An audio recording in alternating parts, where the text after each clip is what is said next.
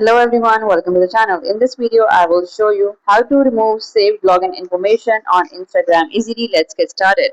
Saved login information on Instagram allows quick access to your account, but removing it helps improve privacy and security. So let's do it. First of all, you have to open Instagram on your phone and then tap on the profile icon that is located at the bottom right, and then tap on the three horizontal lines to open settings, and here you have to go to the account center and then password and security. Here you will find the option that is a saved login, and you have to choose the Instagram account, and here you have to turn it off. When you have done, you have to again tap on remove, and it's done. Your login details will no longer be saved on the device. That's it all about this video. After removing saved login information, you will need to enter your password manually next time. If this video helped you, don't forget to like, share and subscribe for more Instagram privacy and security tips. Thanks for watching.